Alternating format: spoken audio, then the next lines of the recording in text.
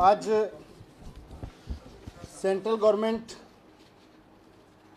Parliament में एक बहुत ही अलोकतांत्रिक और असंवैधानिक बिल दिल्ली के संबंध में लेके आई है।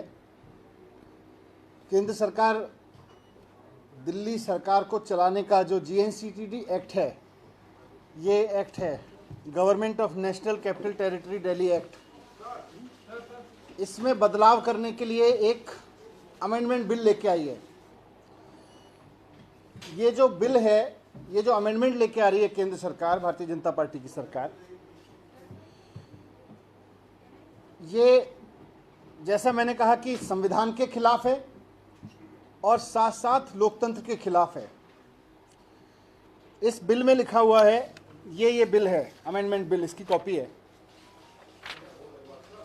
ये एक पन्ने का बिल है कुल मिला के, और इस बिल में लिखा हुआ है कि दिल्ली सरकार, मतलब इस बिल के लागू होने के बाद दिल्ली सरकार का मतलब होगा lieutenant governor.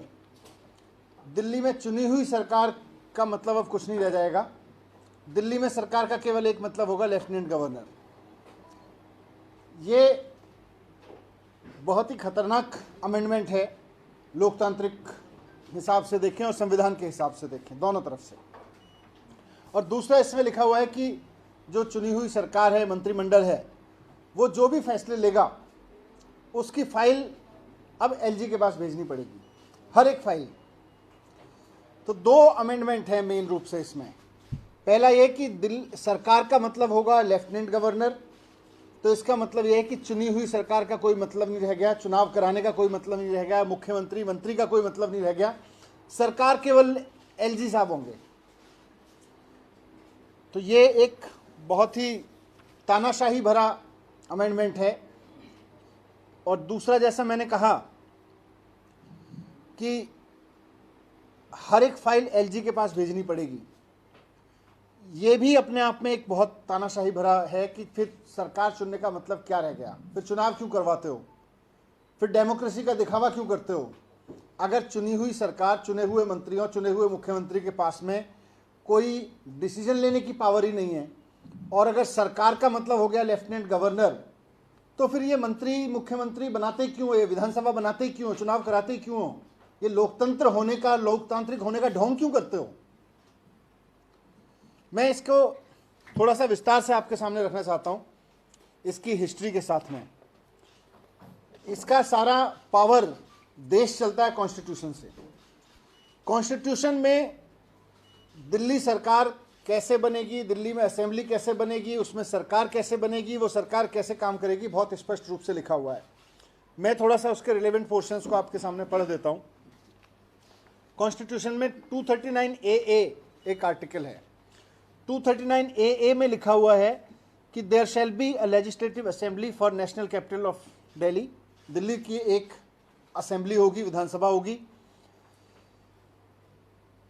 This assembly shall have power to make law for the whole or any part of the subject of the national capital territory with respect to any of the matters enumerated in the state list or in the concurrent list, except matter with respect to entries 1, 2 and 18 of state list। मतलब यह है कि दिल्ली में एक चुनी हुई assembly होगी, संविधान में लिखा हुआ है, और इस चुनी हुई विधानसभा के पास स्टेट लिस्ट और कंकरेंट लिस्ट में शामिल सभी विषयों पर एंट्री नंबर 1, 2 और 18, मतलब पब्लिक ऑर्डर, पुलिस और ज़मीन, इन 3 मसलों को छोड़ के बाकी सारे मसलों पर, दिल्ली के क्षेत्र में आने वाले सभी मसलों पर कानून बनाने का अधिकार होगा।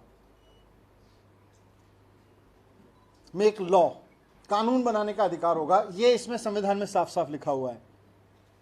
आगे लिखा हुआ है कि संविधान, ये विधानसभा के साथ साथ दिल्ली में there shall be a council of ministers consisting of not more than 10%, उसका पूरा कंपोजिशन है। और ये there shall be council of minister of not more than 10% of the total number of members in the assembly with the chief minister at the head of aid and at the head to aid and advise the lieutenant governor.